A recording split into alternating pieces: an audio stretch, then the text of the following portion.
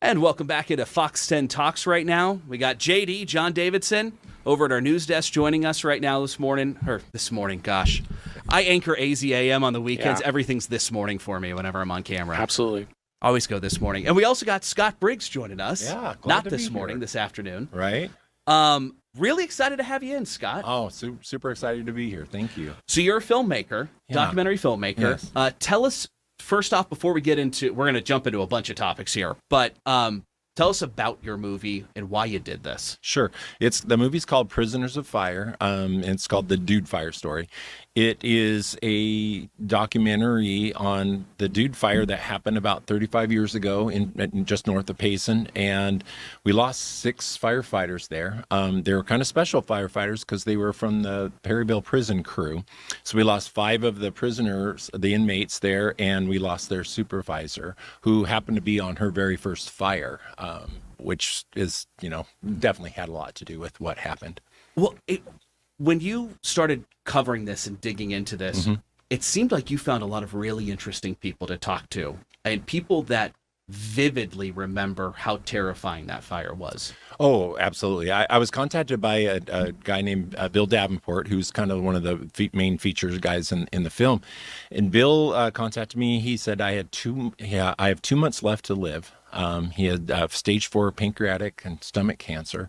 And he's like, no one's ever heard my story, not my wife or my family. So I want to, I heard you're doing these fire films, and I'd really like you to, film me so I could show my family after I'm gone.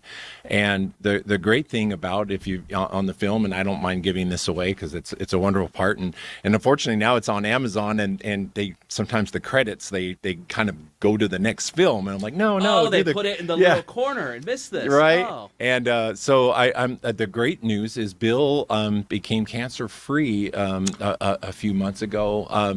And it's awesome. I mean, 3 years later, and he's still here with us. And one of the things I've noticed in doing these films is speaking with these wildland firefighters who've been through so much trauma and so much is that how much that affects them, not only mentally but physically. And Bill believes very much that his cancer was caused, indirectly by or directly by this, experience. Give us, just remind everyone, 35 years is a long time ago. Give us the stakes of this fire. How huge was this in... Sure. Everyone was following this. Oh, yeah. It was the big fire. I mean, I remember I was, probably in my early 20s when this happened. And I remember it happening. I grew up here. The Tohono National Forest under the Rim was my playground as a child, camping and fishing and Boy Scouts and the whole thing. And so I remember this, and it was the fire ended up being about 24,000 acres, and it was the first really big fire in Arizona. First time we ever lost, a subdivision, because we lost about 64 homes in that fire, and we also, unfortunately, that was our biggest loss of life, and in Arizona at that point with the wildland firefighters. Can you tell us how firefighting or wildland firefighting has changed since this one momentous incident? Fantastic question. And that's how important the Dude Fire is in wildland firefighting, because this is the one fire where so much changed. They changed so many protocols. One of some of the things that really came into play was they were going from at that time it's called a Class 2 team into a Class 1 team. Now it's a Type 2 team, and they were doing this changeover during the middle of the day. And any wildland firefighter will tell you that the peak burn time for a fire is after about 1 o'clock into about 6 or 7 p.m. And that's about the most dangerous time of day. And they were doing this changeover then. And they lost track of the Perryville crew during this changeover, and that was part of one of the things that happened. That got corrected, and they now do these things in the morning, and so that gives it enough time for the transfer to happen in the right way, so everybody knows and is on the same page. So that was one of the. There was a firefighter named Paul Gleason, who's kind of a god in the wildland fire field. He came up with a thing called LCES, and he basically kind of brought down the standard 10 orders and the 18 lookout and watch out situations and put them into lookouts, communications, escape routes, and safety zones, those LCES.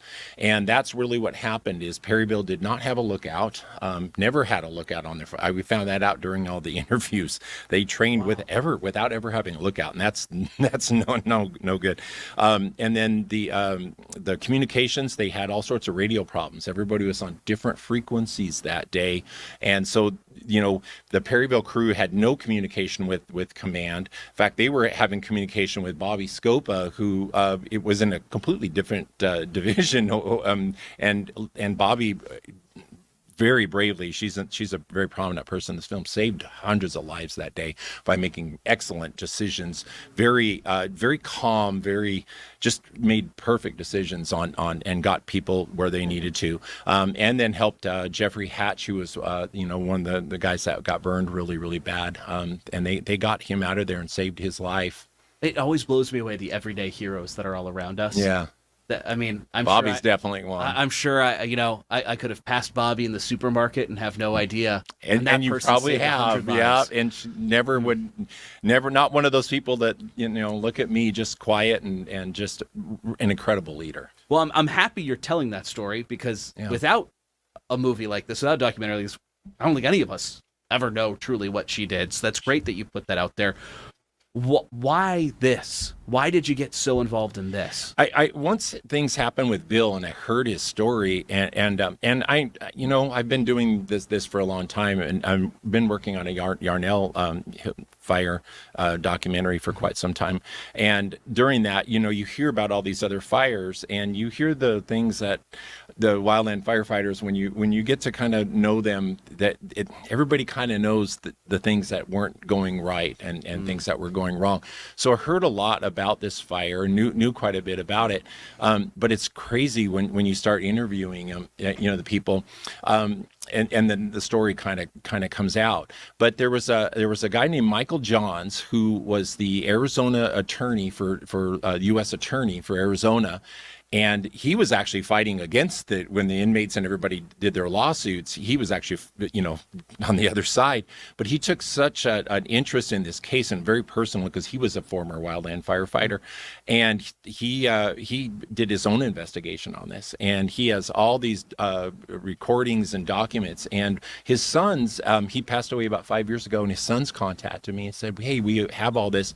And I'm going through all these boxes thinking I already had this movie done. And I'm like, I didn't even know the whole story. Wow. And about 15,000 pages of documents I went through. I also digitized all those, so we're going to be able to have those on our website, so all the wildland firefighters can dig in on this and learn things. There's still so much to learn from this fire. You talked about Yarnell there for just a second, saying you're working on a movie about that. You were up there at the ceremony yesterday, right? How was that? I really liked it, because it didn't have as much pomp and ceremony as usual. It was a little bit more laid back and reserved. It's now 12 years, 10 years at the 10-year anniversary. That was a huge production, which rightly so. But I think it's kind of hit in a really great place. I sat with several of the families, and everybody just looked like they were we're just here to remember. What you talked about the lessons we learned from the Dude Fire. How did any of that transfer to what happened with Yarnell?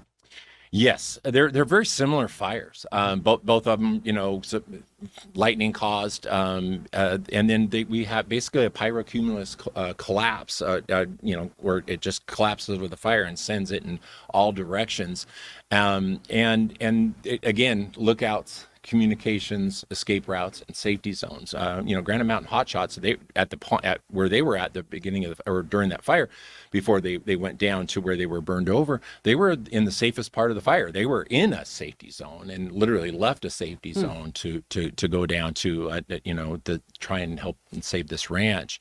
And there's a lot. It seems we unfortunately we have to kind of relearn a lot of these lessons over and over. But the Dude Fire and Yarnell, there is kind of similar circumstances for sure. Everybody did kind of forget about Granite Mountain that day too, because they were the only ones up on top of the mountain while everybody else was kind of down in Yarnell and in Peoples Valley at that point. Well, that seems like something that keeps happening then.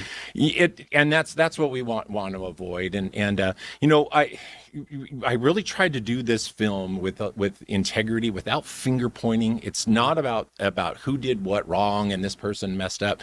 It's more about, hey, what we need to do is learn from this. Here's what happened. And you know, human beings, we all make mistakes. It's okay. You know, anybody makes a mistake doesn't take away from them being a great person or a hero. I think we forget that sometimes. And to me, it's more important to just, you know, again, with integrity and honor and not finger pointing, to talk about these things openly, so that this next group of wildland firefighters, the next generation, comes up, learns these lessons, and goes, when they're faced with a similar situation, they can say, wow, this isn't right, and you know, they can take a second and reevaluate.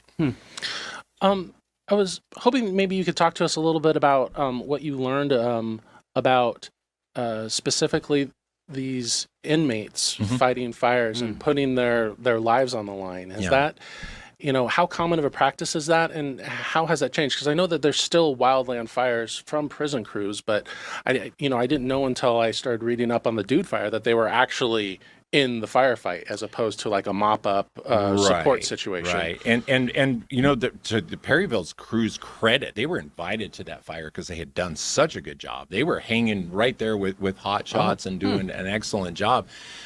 They were trained very well. Back then, you know, this was at the beginning of this, and they had kind of equipment that wasn't quite as good. They were kind of hand-me-down stuff, and they were putting this thing together. Today, Arizona has a great program with our inmates.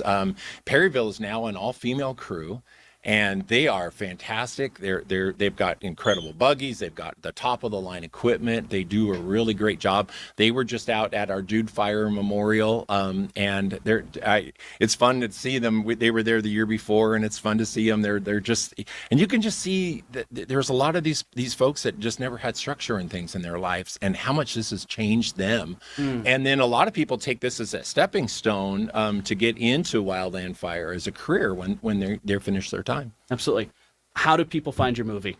So it's on Amazon Prime right now, and it's called Prisoners of Fire, and I think it's $3 to rent and $10 to buy. It eventually, I think, will make its way into Apple, and it'll probably end up. PBS wants it really bad, so we're hoping it'll get there eventually. Just congratulations on being on Amazon. You. That is a huge step to be able to get that distribution. I never dreamed. When I was doing this movie, this is my first full-length feature documentary. I've done a lot of short documentaries.